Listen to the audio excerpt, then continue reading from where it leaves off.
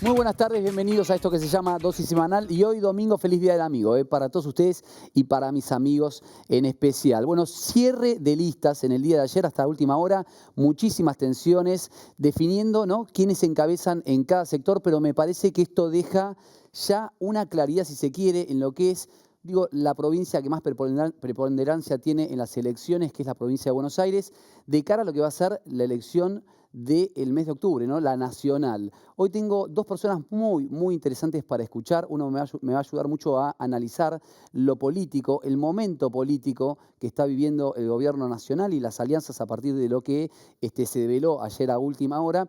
Y por otro lado también voy a estar hablando con Federico Pastrana de todos los datos económicos de la semana, que fueron muchos, y también la expectativa del dólar, que terminó cerrando el día viernes el blue en 1.330 pesos. Llegó a tocar en lo que fue el primer cierre y hay preocupación también respecto de esto. Está como politólogo Gustavo Marangoni, un experto, ¿no?, en análisis político. Muy bienvenidos a los dos. Muchas gracias, buenas tardes. Gracias por venir. Primero, una primera lectura te quiero preguntar, Gustavo, respecto de finalmente los frentes que lograron consolidarse, si se quieren, con mayor caudal de votos, que es el gobierno junto al PRO en la provincia de Buenos Aires en las elecciones de septiembre, ¿no?, que son las primeras provinciales legislativas, pero que si bien son legislativas provinciales, me parece que tiene una lectura política nacional fuerte, ¿no?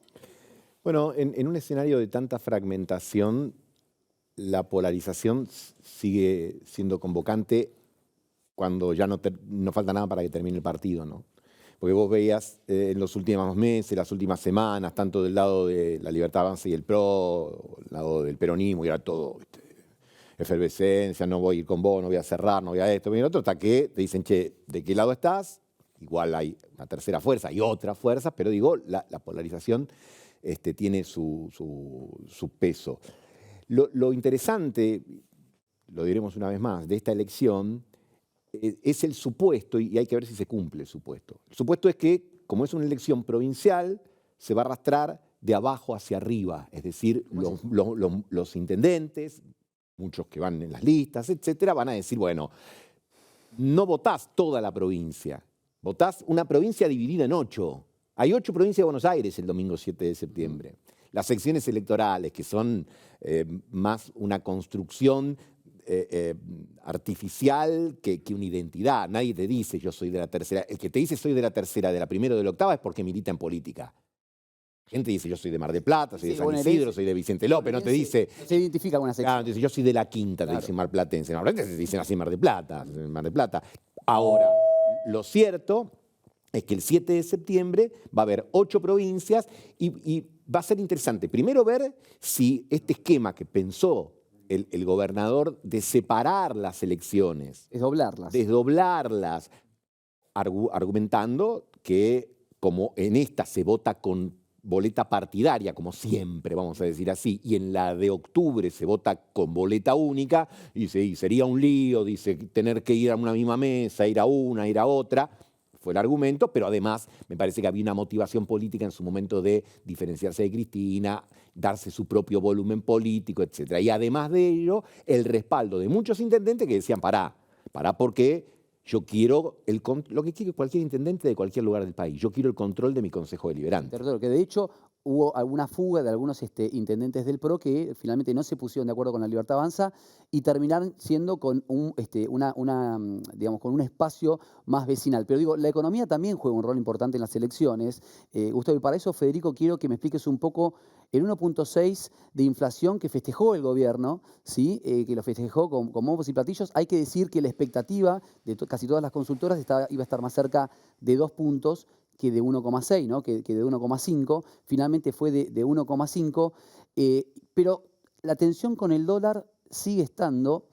Y también el gobierno, desde mi punto de vista, maneja cierta soberbia, plantea que el plan sigue marchando perfectamente, cuando hasta hace 2 meses comentaban que el dólar iba a estar más cerca de 1.000 que de 1.400 en la banda, y esta semana pasada, digo, tuvo que intervenir comprando, saliendo a vender títulos y bonos a 1.250 pesos, ¿no? Por encima inclusive del valor del dólar que estaba planificado por el gobierno para diciembre del 25.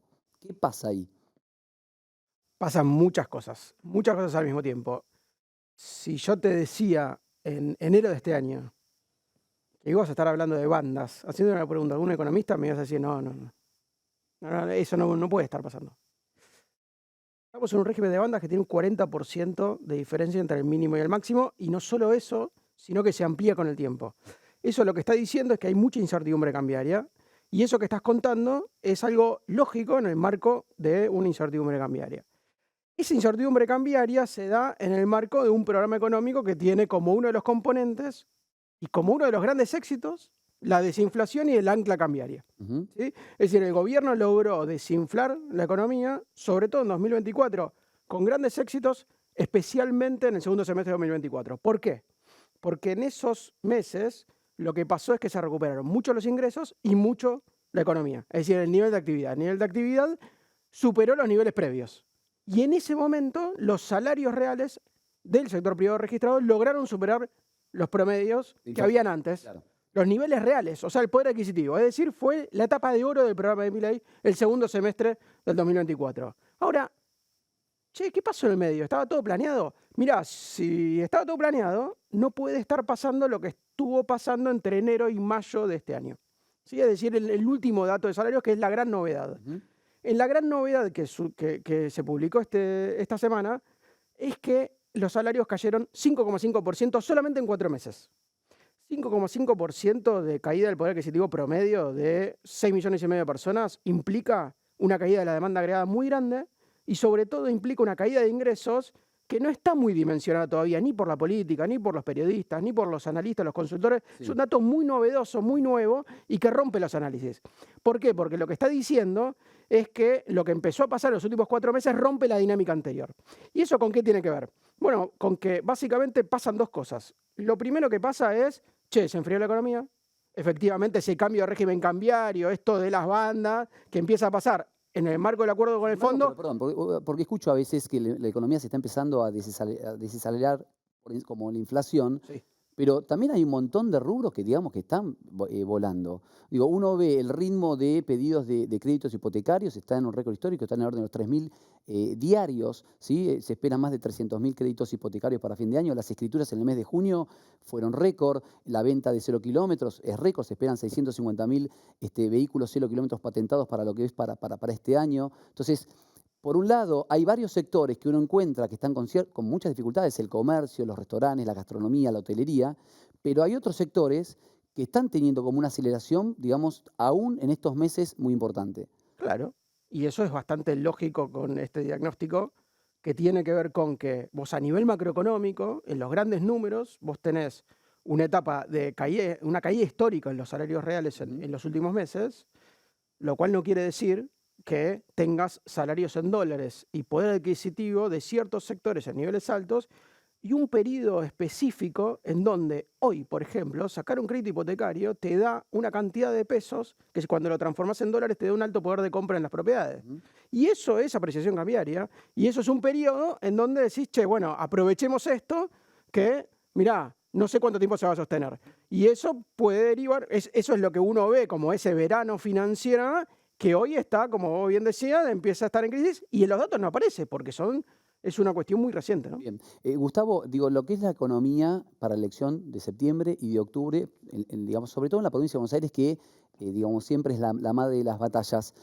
Hoy, ¿cuáles son los números en la provincia de Buenos Aires? Muchas encuestas hablan de que el gobierno tiene 10 puntos de diferencia. Hay que ver con la confirmación ya de los candidatos si eso se entra a modificar o no. ¿Vos qué estás viendo? ¿Cómo lo encontrás? Tenés encuestas para todos los gustos, pero creo que son 2 elecciones totalmente distintas. Es factible que el 7 de septiembre salgan muchos muy distintos a decir gané.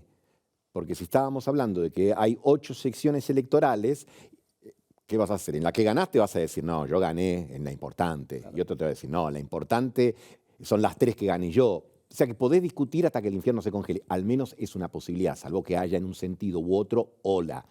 La del 26 de octubre es diferente, porque ahí ya es distrito único y hay uno que saca más votos y hay otro que saca menos. Por un minuto, supongamos que la profecía del presidente se cumple. El presidente dijo, voy a arrasar en octubre, la libertad arrasa en octubre, voy a sacar el 40% y la oposición va a sacar el 30%. Supongamos que se dé ese escenario. Por supuesto que siempre es mejor ganar que perder. En la política, en el fútbol, en la vida, siempre es mejor ganar que perder. Pero lo que habrá que preguntarse es cuánto se altera de lo estructural. Los 24 gobernadores van a seguir siendo los mismos. El bloque con el que contó el oficialismo va a ser prácticamente el mismo, nada más que ahora van a ser más propios o más alineados.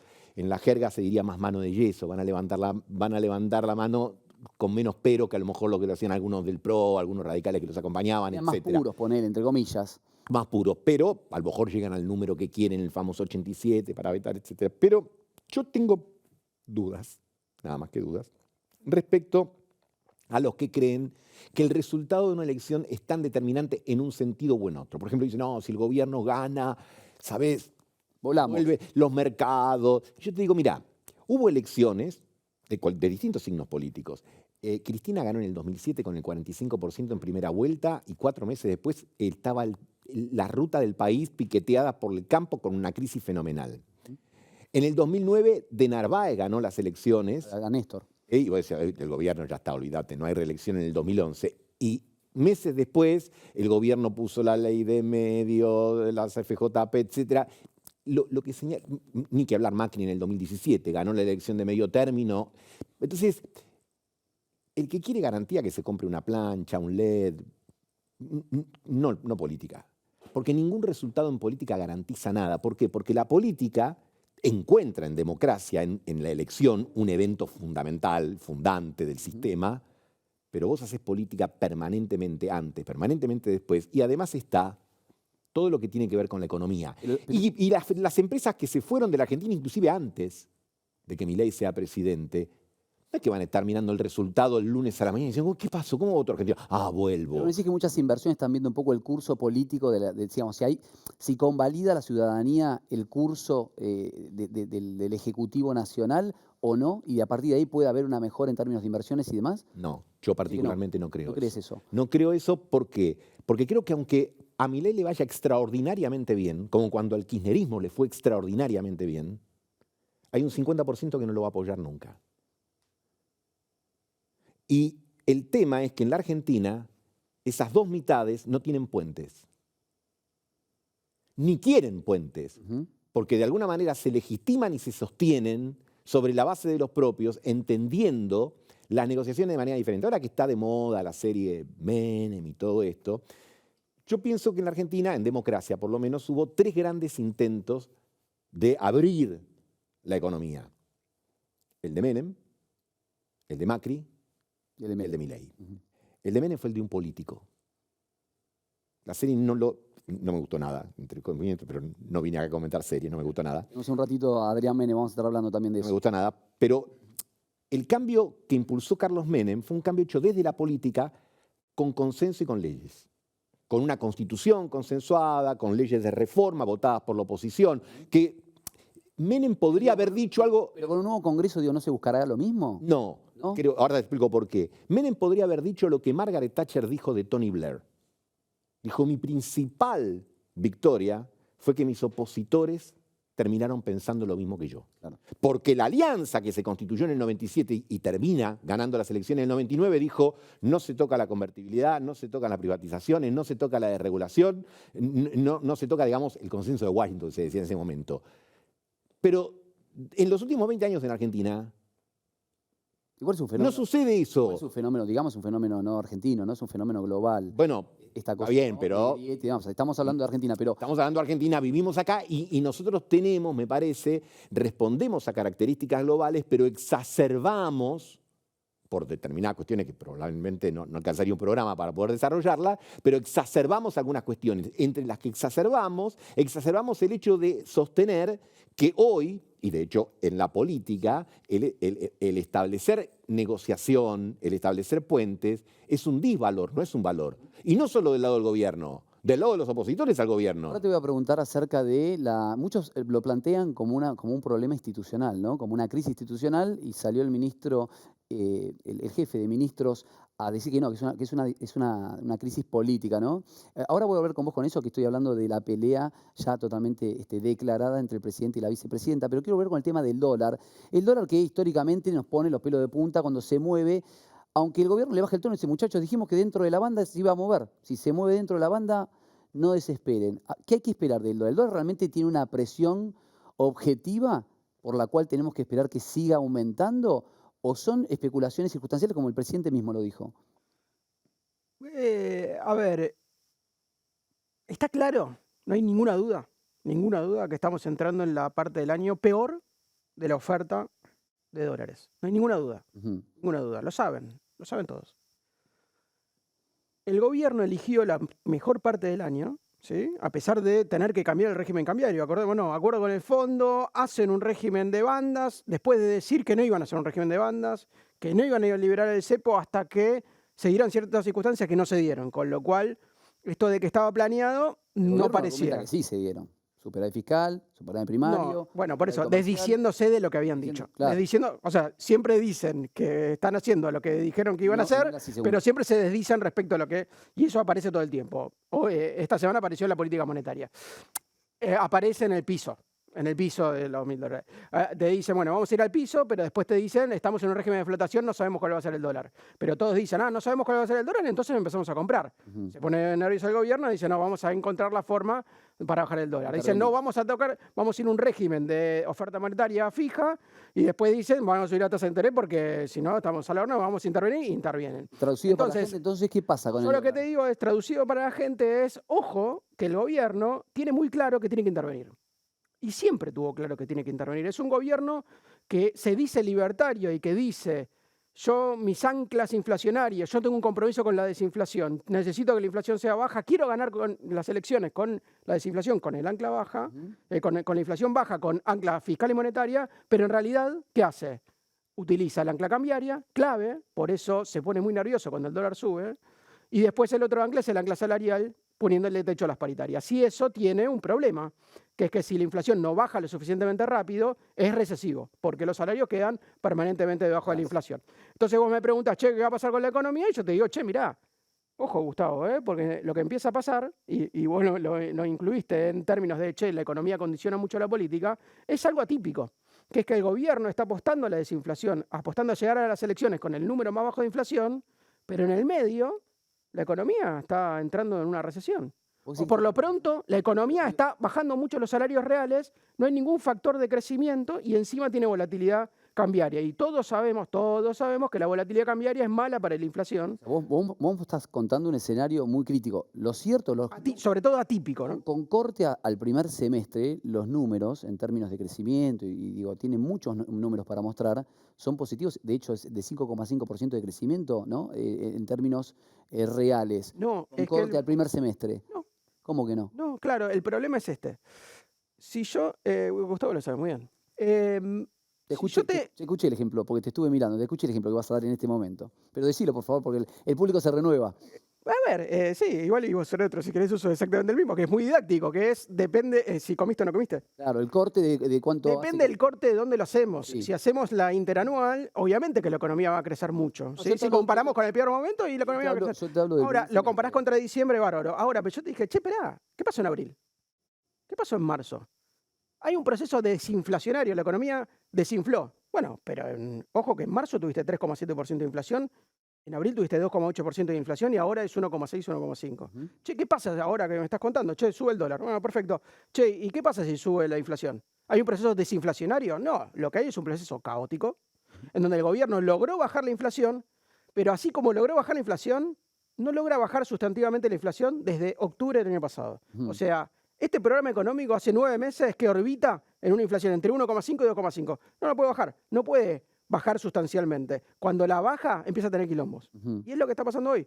Bien, te quiero preguntar acerca de la crisis política, ¿no? Lo escuchamos primero al jefe de todos los ministros. Escuchar, dale. Es difícil no imaginar que hay una crisis cuando el presidente es uno y la vicepresidenta es otro y son una fórmula, o fueron. Sí, eso sin duda es una crisis no institucional, sino una crisis política dentro del gobierno. Hay un desentendimiento entre el presidente de la nación y la vicepresidenta, que en definitiva la vicepresidenta juega dentro de un gobierno siempre, no el tema de los vicepresidentes, que juegan un rol secundario. Bueno, esta pelea entre vice y presidente nos tiene acostumbrados a los argentinos históricamente, ¿no? Que siempre hay una puja de poder. se entiende porque que se dio muy pocas veces o casi nunca que un vicepresidente termine siendo, ¿no?, el presidente. Pero esto institucionalmente, ¿qué problemas nos puede traer al día de hoy? Algunos lo decían respecto de la sesión que se terminó dando, que bajó al recinto y se pudo votar un paquete de leyes y que puso, según el gobierno, en jaque uno de sus primeros pilares, que es el superávit fiscal con el paquete de el aumento jubilatorio, la moratoria, la ley de la emergencia de la discapacidad, etcétera. Mira, vos lo dijiste, pero lo decía el jefe de gabinete y justo había un fragmento que se ponía interesante. De todos los presidentes y vices que hubo del 83 hasta acá, salvo Víctor Martínez de Alfonsín y Gabriela Michetti de Macri, todos tuvieron sus estrés con el presidente. ¿Fue eso lo que determinó crisis política? No. Te diría, a lo mejor el caso de Chacho Álvarez fue un poco más conmovedor porque renunció. En la Argentina, que es un país presidencialista y es un país, como todos, que además quiere resultados, si no se dan respuestas en el ámbito económico, eso va a generar una crisis institucional. No es que la esté augurando, aclaro, no la estoy augurando, pero digo, más que si el presidente o la vice se llevan bien, si no hablan, no hablan. Acá tuvimos vicepresidentes con presidentes que no se hablaron por meses o por años. Pero la mayoría. Y no lo dejaban entrar, o se decían cosas así lo abierto, y no se movía un centavo la cotización del dólar porque responde otra cosa. Entonces, yo creo que hasta le queda grande la palabra crisis a este conflicto en la sociedad entre Milei y Villarroel, digamos, ¿no? Me parece que tiene que ver con otras cuestiones, con promesas incumplidas de un lado o del otro, no me voy a meter, pero me parece que si el presidente gana la elección y logra, después de la elección, yo coincido con Francisco, después de la elección viene el tema económico, el desafío económico. Ahí es donde vamos a ver el gran problema en la Argentina, es que siempre nos almorzamos la cena. Todos los gobiernos te dicen, ahora sí, un antes y un después, esto va a durar para siempre, y lo que dura para siempre, en realidad, está apoyado en cosas poco sustentables. Hay gobiernos que se morfan los stocks de las reservas del Banco Central, hay otros que emiten, hay otros que se endeudan, y todo eso termina siendo de vuelo corto, pero mientras dura decís, déjame disfrutarlo. Mientras dura, déjame tirar manteca al techo y señalar, y además ponerme eufórico y decir que se equivocó todo el mundo, etc. Entonces, lamentablemente, esto uno lo sabe porque va envejeciendo, no porque sea muy sabio. Decir, vamos a esperar un rato. Vamos a decir, ya está, resolvimos el tema. Ya, viste, miro así y te digo, y déjame, dame un rato más y te digo. Gustavo y Federico, muchísimas gracias por haber venido. Vos también hiciste un máster o un posgrado, ¿no?, en economía. Sí. O sea, de economía también algo entendés. Muchas gracias por haber venido. Te cuento a vos un consejito, estamos atravesando tiempos difíciles. Si necesitas efectivo, tengo la solución. Andá a Cabildo 2114, donde podrás vender oro, alhajas antiguas brillantes, relojes importantes a precio internacional. Entonces acordate, donde respetan el valor de tus afectos. Mirá. Cabildo 2114, Cabildo 2114, Cabildo 2114, compramos oro, alhajas y relojes. Cabildo 2114, donde respetan el valor de tus afectos. Avanza la intervención integral de la Autovía 2. Repavimentación y reconstrucción de retornos, nuevas barandas, iluminación y señalización. En la provincia las obras no paran. Gobierno de la provincia de Buenos Aires. Gobernador Axel Kicillof. Bueno, muy bien. En instantes, Adrián Menem, ¿eh? Vamos a estar hablando mucho de la serie Menem, que es, creo que está primera en vistas acá en la Argentina, y tenemos mucho también para hablar de política. Pero llegó el momento de presentar a mi compañera, a mi amiga, en el Día del Amigo, a la doctora Natalia Ponce León. ¿Qué haces, Nati? ¿Cómo estás? Augusto, feliz día para todos, gracias. Bienvenida. Te quiero preguntar un poco, lo primero, para los jubilados, una novedad, la gratuidad en lo que es el subte, ¿no? El transporte público, que ahora es que no pagan más. ¿Cómo no pagan más, está buenísimo porque se pueden adherir a través de la SUBE, pero es gratis para ellos, si no muestran el carnecito, avisan que son jubilados. Esto es muy importante, que haya estas noticias buenas para el jubilado, está buenísimo, porque son pequeñas cosas que a ellos los ayudan, así que a viajar en subte. Acá tenemos la placa. Acá tenemos un poco lo que necesitas, ¿no? Es para jubilados y pensionados. De las fuerzas, pero ahora justo esta semana salió para todos, así que exactamente, salió para todos, pueden viajar gratis en subte en la ciudad. Los requisitos son los mismos, necesitas la tarjeta SUBE a tu nombre y último recibo de haber. Sí, siempre eso, que es lo que va a certificar de que están jubilados, ¿no es cierto? Y para inscribirse Sería A través de la página de Subte, exactamente, directamente por internet lo pueden hacer o pueden ir presencialmente. ¿Sabés qué quiero que me traigas un día? Viste que siempre desde el PAMI, no sé si sigue habiendo desde el PAMI ahora, mucha actividad para el jubilado. Ay, sí, estuvimos buscando, algo hay. Museos, hay paseos a veces turísticos, ¿no? Se van a Catarte el Iguazú con precios que son regalados. Exactamente. Inclusive muchas en su momento era con préstamos del ANSES. Que las podían hacer, exactamente. Y también hay actividades para que hagan canto, comida, ajedrez, un montón de cosas que están bueno que lo hagas y que lo vamos a traer. Buenísimo, muy bien. Si te parece, nos metemos de lleno en el consultorio. Dale, perfecto. Como siempre, nos escriben al 11 39 06 15 11. 11 39 06 15 11 y estas son algunas de las consultas que nos mandaron durante la semana. Héctor pregunta, doctora, ¿qué es el prorrateo en la jubilación? ¿Qué es eso? Bueno, el prorrateo, Héctor, vos solo lo sabés y yo. El prorrateo es cuando alguien tiene una parte de insalubridad. Entonces se hace el prorrateo justamente para ver cuántos años vamos a aplicar insalubres, cuántos comunes y a qué edad se puede jubilar, porque pasa, por ejemplo, en los pintores o en la construcción o subte o camioneros que se jubilan antes, pero no tienen la totalidad, por ahí no tienen 30 años de camionero. Entonces por ahí trabajaron 15, sumás 15 insalubre, 15 común y con ese prorrateo sale que se jubila a los 60, por ejemplo, y te ayuda a jubilarte antes. Carmen, de Ciudadela, nos pregunta, quería consultar sobre la pensión por viudez. Si nunca estuvimos casados, pero convivimos más de 20 años y tenemos hijos en común, ¿el trámite es muy complicado? ¿Qué es lo primero que tengo que presentar? Bueno, es muy importante todas las pruebas del concubinato. Si no tienen hijos en común, 5 años. Si tienen hijos en común, va a tener que comprobar 2 años ese concubinato. ¿Sí? Así que ¿Qué son los papeles más habituales para presentar? lo más importante es luz, agua, teléfono, servicios de ese domicilio, tener el DNI, los dos el mismo domicilio, o la obra social de PAMI, algún certificado de concubinato, algún plazo fijo juntos, cosas que certifiquen que realmente vivían en el mismo lugar. Que tenían una relación. Exacto.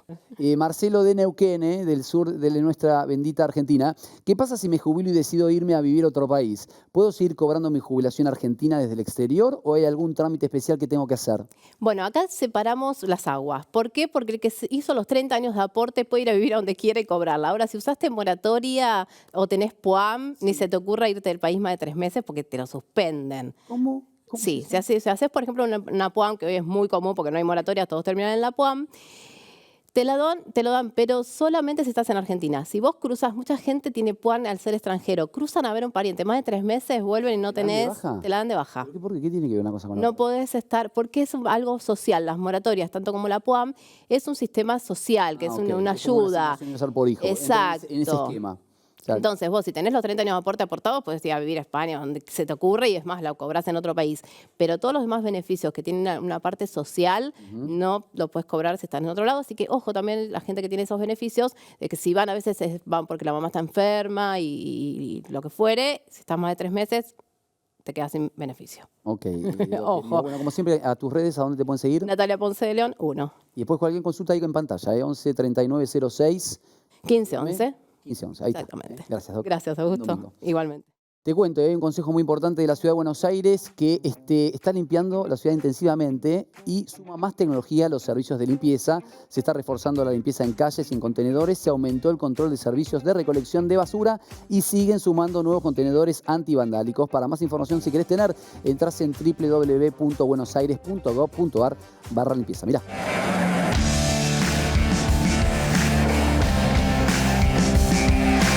Sumamos más tecnología a los servicios de limpieza de la ciudad. Informate en buenosaires.gov.ar/limpieza. Buenos Aires Ciudad. Vamos por más. Avanza la intervención integral de la Autovía 2. Repavimentación y reconstrucción de retornos. Nuevas barandas. Iluminación y señalización. En la provincia las obras no paran. Gobierno de la provincia de Buenos Aires. Gobernador Axel Kicillof. Y hoy en nuestro bloque de salud, como cada domingo, voy a tener el placer y el gusto de entrevistar a un amigo que se ha convertido en uno de los mejores cirujanos plásticos de la República Argentina. Estoy hablando del doctor Adrián Mobilia. ¿Qué tal? Bienvenido, Adri. Hola, Augusto, ¿cómo estás? ¿Cómo estás? Feliz día. Feliz día. Feliz día. Nos conocemos, no sé, de los 5, 6, 7 años más o Hace menos. mucho. Bienvenido. Bienvenido. Gracias. Quiero hablar de un tema que hablábamos un poquito antes del programa para ver qué íbamos a abordar, porque la verdad que tu rama es enorme. Quiero que sigas viniendo si podés dentro de tu complicada agenda, que tiene que ver con lo prematuro de la intervención, si se quiere, que tienen hoy las chicas y los chicos también en su rostro, ¿no? En la nariz, en los pómulos, en el mentón.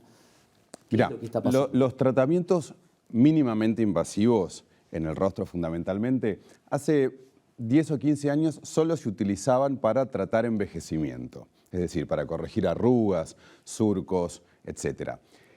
Ha ido evolucionando y hoy nos permite ese mismo tratamiento dar formas al rostro, armonizar ciertas partes de la cara que molestan o que no, o que generan algún disconfort. Entonces se ha ido abriendo el abanico de pacientes y la franja etaria que requieren este tipo de tratamientos. O sea, ya no solo es para tratar envejecimiento, sino también para modificar aquellas partes del rostro que no nos gustan o los pacientes, como digo, tienen algún disconfort. Ahora, el médico debe ser guía en este proceso, ¿sí? Y no caer como cómplice de un capricho del paciente que puede muchas veces responder a un deseo real de modificar cierta parte que molesta y otras veces esos deseos no son reales, las incomodidades no son reales y uno debe ser consciente de eso. Aparte, Doc, Adrián, déjame decirte,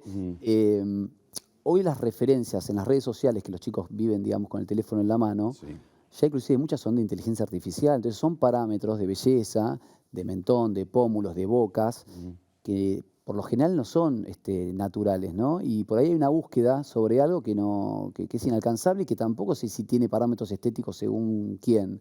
Ahora, en la medicina no hay un corte de edad, quiero decir, si una chica de 10 años quiere corregirse o quiere cambiarse su mentón, supongamos, ¿sí? Hoy la medicina está autorizada a hacerlo con el consentimiento, si los padres lo autorizan o no, hay un corte de edad, ¿cómo es esto? Dentro de la cirugía plástica, el único procedimiento que yo te diría que se puede realizar en niños es la otoplastía, que es cuando los niños tienen las orejas muy hacia afuera, eso genera mucho trastorno, los chicos tienen mucho complejo y tanto los médicos como los psicólogos recomendamos realizar un procedimiento con fines estéticos en un niño.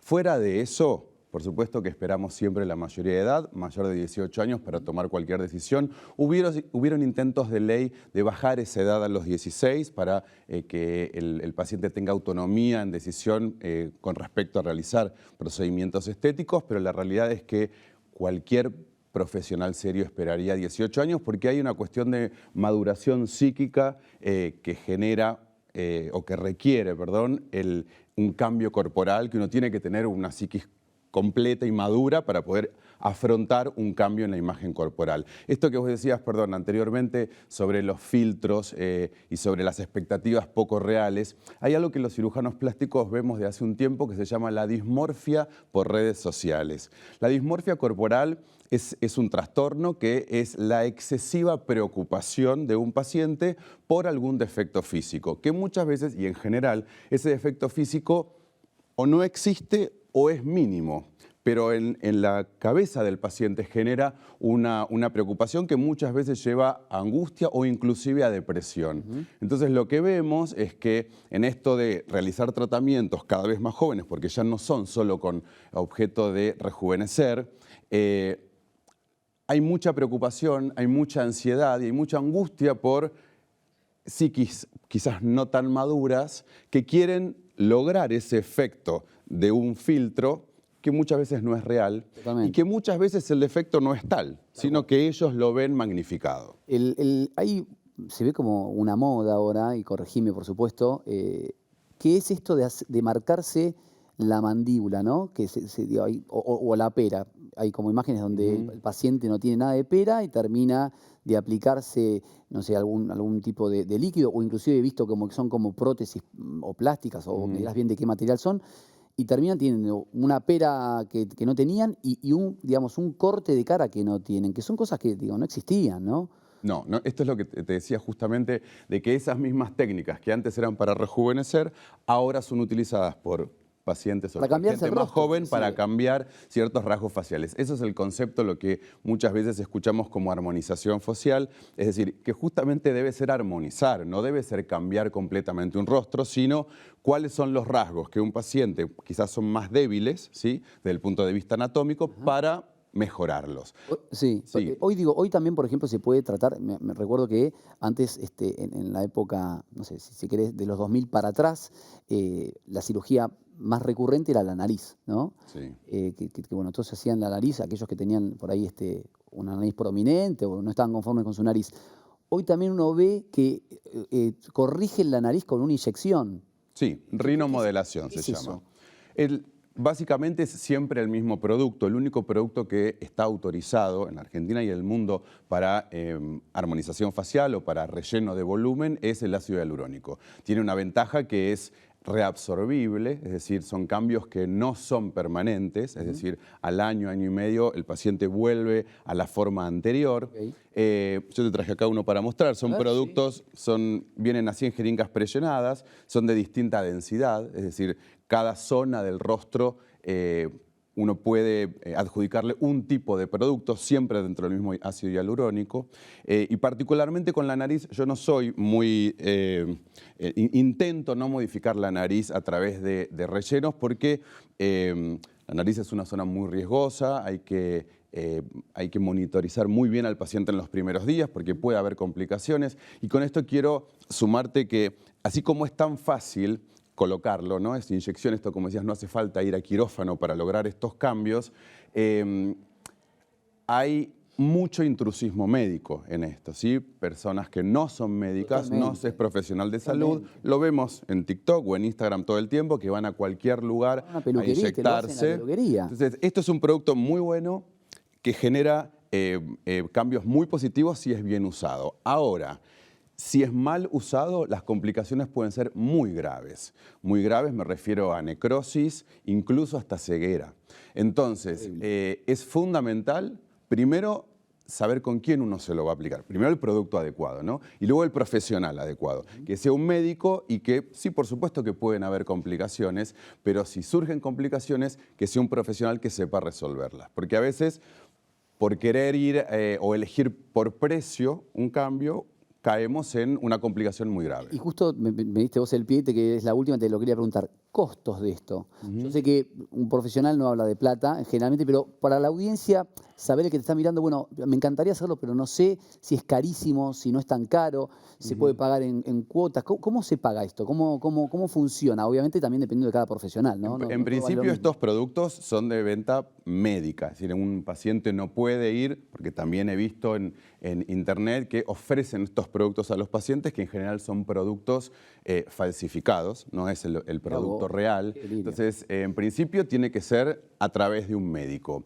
Los costos, la realidad es que varían de acuerdo a la cantidad de producto que se quiera colocar y de acuerdo al tipo de técnica que se vaya a realizar. Digamos. ¿Es muy costoso? De repente hacer esto que decía, alguien que se quiere modificar el mentón, no estamos recomendando nada acá, por favor, estén felices con su cara, pero alguien que se quiera cambiar, no sé, el mentón con este producto o la nariz. Te puedo orientar los valores más o menos que yo conozco de mercado, pero aproximadamente cada jeringa de ácido hialurónico puede variar los valores entre los $400 y $600. Eso es la jeringa de producto que uno, como te digo, puede optar por colocar distintas jeringas de distintas densidades en distintas zonas de la cara. Un tratamiento que se llama full face, que es el concepto de armonización. Eso obviamente hay que sumarle la mano, digamos, el trabajo del profesional, más el consultorio o el lugar que no. Exactamente. Muy bien. Gracias, Adri, querido. Un placer. Y feliz Día del Amigo. Igualmente. Te cuento algo muy importante que no te podés perder. Tenés que ir a visitar FC Hogar y Deco a 20 minutos de Capital Federal. Te esperan más de 10.000 metros cuadrados con las más amplias ofertas de mesas, sillas, sillones, sofás, muebles de exterior, electrodomésticos, decoración, bazar y mucho más.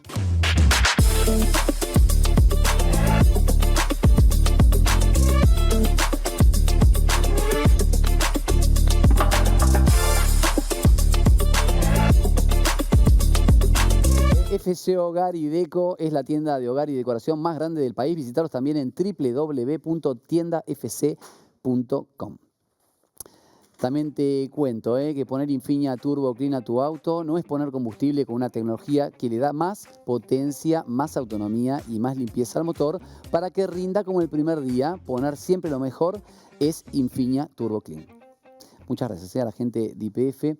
Y llegó el momento del mano a mano del programa de dosis semanal de este domingo con un amigo también, ¿eh? Así que feliz día, el señor Adrián Menem. ¿Qué tal, Adrián, querido? ¿Qué tal, Augusto? Buenas ¿Cómo estás? tardes. Feliz día también para vos. Gracias.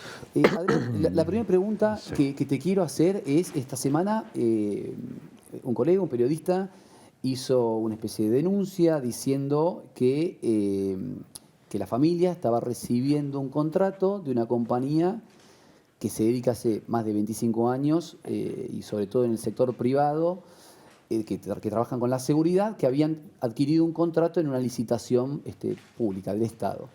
Bueno, lo dieron como una denuncia. Me gustaría saber un poco qué es lo que podés decir respecto de esto. Es una empresa que tiene, como vos dijiste, más de 20 años, 25 años en el mercado.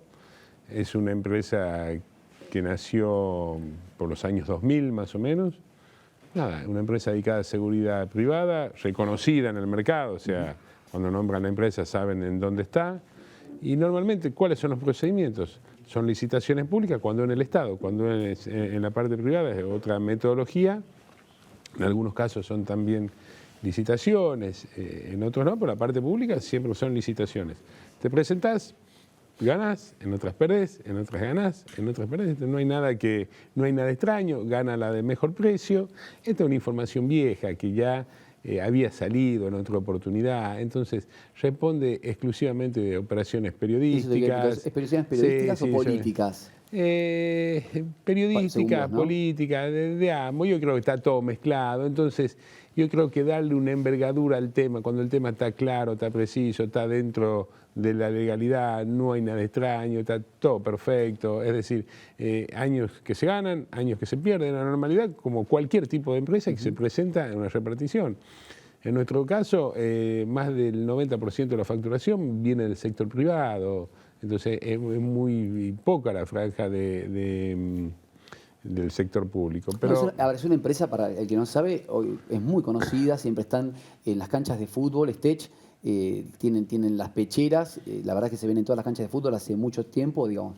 Claramente que no es una empresa conformada para un negocio con el Estado. No, una empresa que nació en el 2002, en donde mi hermano, porque la referencia la hacen con mi hermano Martín, que no tiene absolutamente nada que ver con la empresa. El día él vendió sus acciones en su momento, antes que asuma él el cargo de diputado nacional, entonces no hay, creo que fue de mala fe, una operación, está todo dentro de la legalidad. Si alguien tiene que denunciar, que lo denuncie. No es, no hay que darle mayor envergadura al tema, no es más que una operación periodística, una operación política, y yo creo que el tema no da para más, me parece a mí, ¿no? Pero está absolutamente claro y no hay ningún tipo de problema al respecto. Ahora un ratito vamos a hablar también de la serie de Menem, que la verdad es que está generando mucho sí, ruido. La verdad que sí. Pero primero te quiero preguntar desde lo político, ¿no? Sí. Bueno, ayer se cerraron las listas.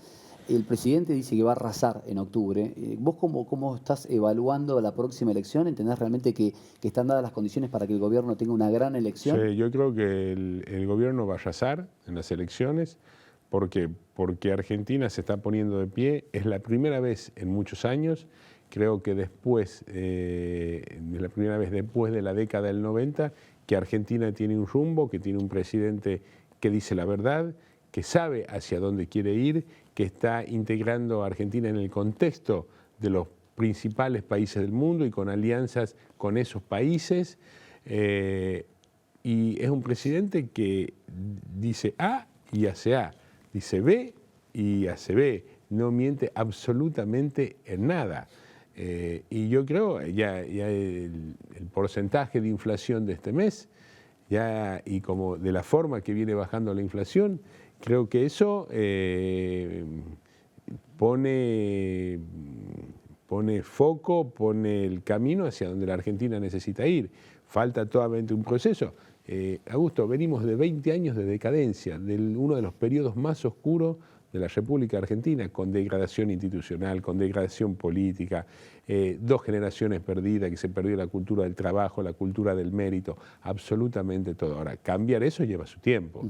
Este gobierno no es un gobierno que llegue, que no tiene 2 años todavía, y modificar todo eso. Entonces la gente, creo que hay una amplia adhesión de la gente, una amplia confianza, y lo va a demostrar en las elecciones. Pero vos evaluás que el potencial triunfo que pueda tener en octubre ¿se refiere estrictamente a estos éxitos o a la oferta de la oposición que tal vez no termina de convencer al electorado que dice, bueno, a ver, tengo a Milei o tengo a estos candidatos que por ahí no me representan o me defraudaron hace muy poco, entonces vuelvo a Milei? Quiero decir, ¿es más Milei porque lo otro no me gusta o tiene que ver con éxitos del gobierno? Yo creo que es más Milei por el éxito del gobierno. Acá hay un tema cultural, hay 2 o 3 generaciones, Augusto, que no saben lo que es vivir sin inflación. Piensan que lo normal es la inflación. Un chico que tiene 20, que tiene 30, hasta diría que tiene 40, piensa que lo normal es vivir con inflación, que es normal que las cosas aumenten de precio todos los meses en forma desmedida. Hay 2 generaciones totalmente perdidas con la cultura del trabajo, del mérito, la educación, y creo que son esas cosas que se van cambiando, que la está cambiando el presidente con todo su equipo de gobierno. No solamente el cambio económico, sino también el cambio cultural. O sea, se va encaminando. Ahora, ¿es difícil? Sí, por supuesto, es difícil. Y creo que la gente lo vota a Milei no porque no haya otra oferta, sino porque está convencida que es el camino correcto. Porque además no hay otro camino. En el mundo hay un solo camino para triunfar, que es este que estableció el presidente Milei respecto. No hay otro. Porque alguien que me traiga algún modelo diferente, y lo conversamos, pero no hay otro. Ahora, no hay otro, y es donde la gente confió.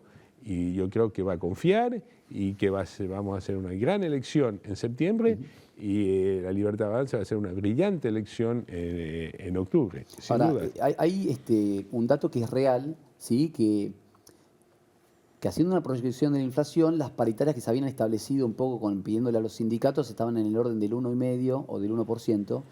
Cuando uno toma el último cuatrimestre, que es un poco lo que decía Federico, el economista que estuvo en la apertura del programa, es cierto que tal vez en estos 4 meses, con paritarias en el orden del 1, 1,5, están perdiendo poder adquisitivo que tal vez había sido el que habían ganado en el segundo semestre del año pasado.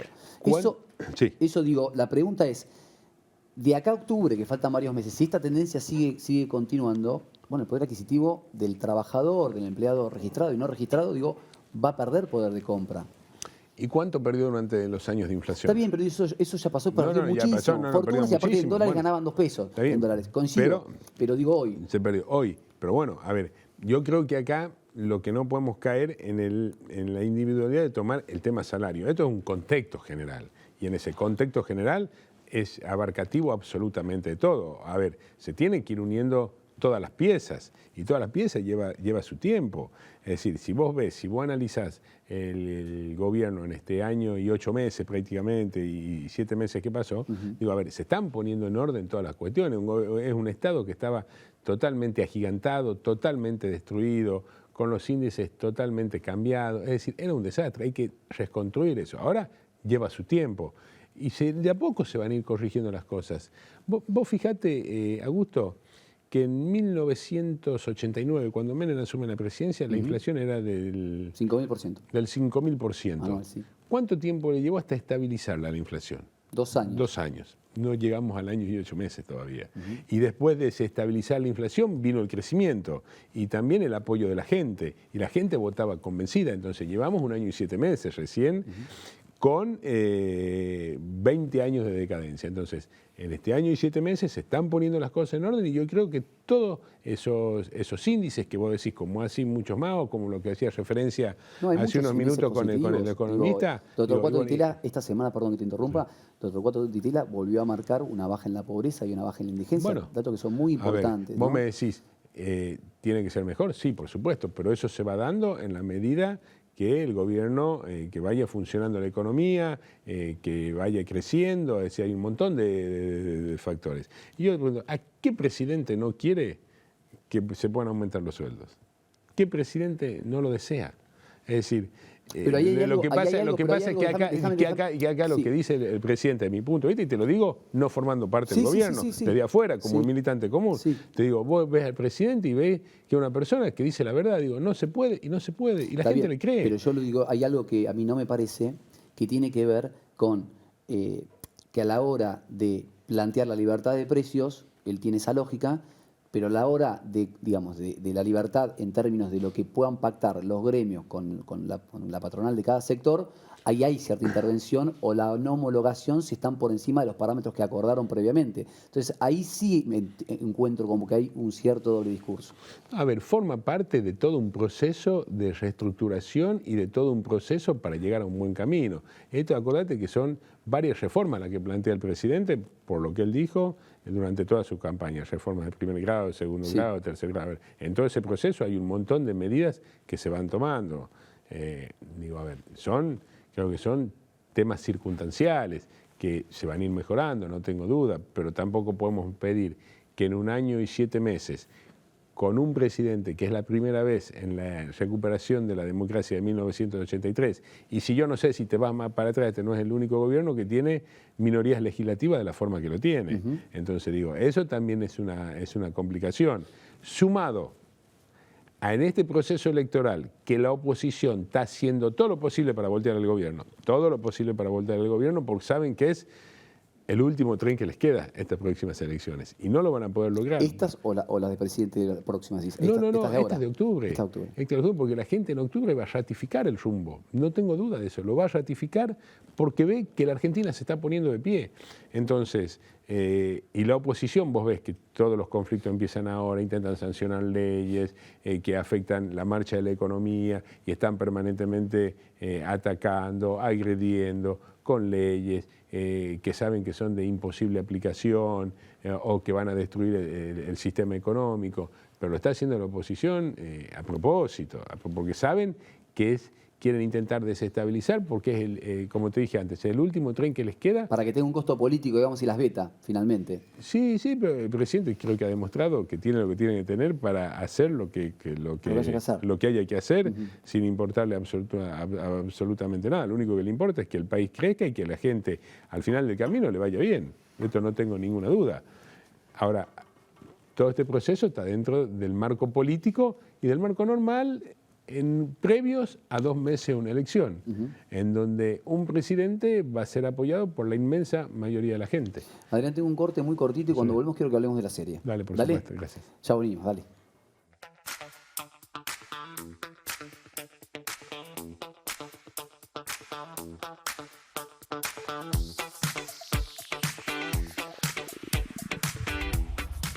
Ya estamos aquí nuevamente y queda este último bloque de unos 10 minutos, 8, 10 minutos tenemos, pero para hablar de lleno de la serie de Menem, que tanto se ha hablado, muchos familiares tuyos ya se han expresado con mucha disconformidad, ¿no? Con la representación del expresidente. ¿Cómo la has visto? La verdad, sí, la vi toda. La vi toda, es un espanto, un horror. Repetímelo. Un espanto. Un espanto, burda, un horror, todo calificativo que sean sinónimos de lo que te acabo de decir, van para esta serie. Una serie que no tiene absolutamente nada que ver con la realidad. Pero nada que ver con la realidad. El fotógrafo no existe, las 2 personas que están al lado de Menem no existe, de la forma que es Menem. ¿Silverman quién sería? ¿Cohen? No, nadie, no existe. ¿Pero a quién representa? No sé, no representa a nadie. No lo pueden ni siquiera vincular. Dice, a ver, yo lo que creo es, mira, han hecho una serie tan burda, con una bajeza, haciéndolo quedar mal desde todo punto de vista, que pudiendo haber aprovechado esta serie para reflejar lo que fue la década del 90, con todas las grandes transformaciones que hicieron en Argentina, ese cariño que había de Menem, de la gente hacia Menem, que la gente se acercaba donde había. Vos fíjate que en una de las primeras, mira, yo la vi a la serie con mi mujer. 2 capítulos y medio un día y los otros, lo que faltaban al final. Y me debe haber llevado 10 horas, porque paraba y, no, esto es mentira, esto no fue así, esto nunca ocurrió. Que debatir con ella. Explicarle. Paraba y decía, no, mira, lo que estás viendo es mentira, no tiene nada que ver con la realidad, esto no es así, esto no fue así, es decir, o sea, quienes conocemos la historia, quienes conocemos la historia. Carlos? No, y a ver, Carlos Menem, primero, hay una parte, yo ahora vuelvo sobre eso, hay una parte donde dice que salen que uno de los que aparece ahí, uno de las personas que aparece ahí, le daban plata a la gente para que se vayan y saquen fotos. Quien conoce la historia saben que la gente se acercaba se tiraba por sí sola, se tiraba de paloma. Yo he visto gente, a gusto ya Menem habiendo dejado la presidencia y en campaña también, que se venía de Santa Cruz, hacía 5.000 kilómetros en auto para sacarse una foto y volver. En su época de popularidad en el Menemóvil es cierto que la gente, yo a mí me tocó la campaña del 88 y la gente como hormigas salían a aplaudirlo, a escucharlo. En el momento del 88 yo vivía en Córdoba y me tocó caravanas que estaban previstas para 5 horas y tardaban 10 horas en llegar. Entonces, Cuando ves una serie así, te da bronca, porque lo hacen quedar mal, no tiene nada que ver con la realidad, no es nada que ver con la historia. Digo, porque ahí se habla de él como padre, como marido, se habla como gobernador, como presidente, el manejo con las mujeres. Digo, en ninguno de sus ámbitos realmente lo muestran con una connotación positiva. Realmente. No, en absoluto, no en absoluto. Primero, vuelvo sobre lo que me habíamos preguntado, no tiene ninguna tarotista. Ninguna tarotista. El expresidente lo invitaban convivía y participaba de todos los eventos religiosos de todas las religiones. Pues en definitiva las religiones son los diferentes caminos para llegar a un Dios. Totalmente. Ya sea catolicismo, judaísmo, budismo, espiritismo, o otro tipo de creencia que tenga la gente. Todos siempre creen en algo. Entonces, de pronto ver esto, y lo hacen quedar mal desde el punto de todo vista, una persona carismática, bondadosa, que realmente se preocupaba y gobernaba con una gran decisión, no consultaba absolutamente a nadie, salvo a sus íntimos colaboradores.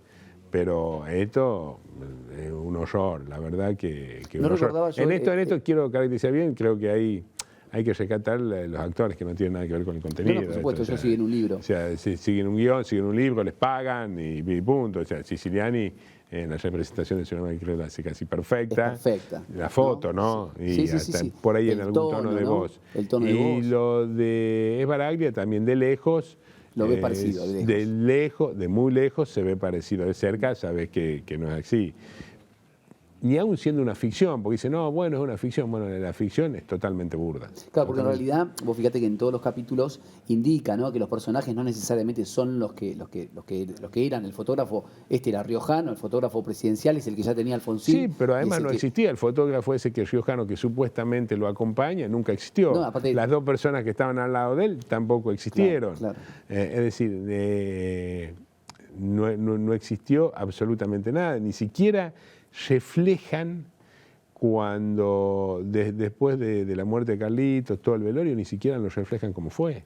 Ni siquiera está muy lejos de la realidad, como fue o sea, vos en ningún aspecto de la representación de Menem, que digamos, como te voy a decir, como marido, como padre, en los momentos cuando velaba a Carlitos, digo, encontraste similitud con la realidad. Ningún momento. No. Si bien es ficción, pero digo, en ningún momento encontraste... No, en absoluto, nada. No. Nada que se le parezca. O sea, ni vos decís, bueno, che, en esto podría ser, porque además está desordenada cronológicamente. Es decir, un chico, un joven, un adolescente que no vivió y dice, bueno, voy a ver la serie a ver cómo fue, sale totalmente desinformado. Dice, esto no fue Menem, esto no fue la década del 90, esto no tuvo absolutamente nada que ver. Es decir, vos fíjate que hacen referencia a gusto en un momento a la privatización de Entel.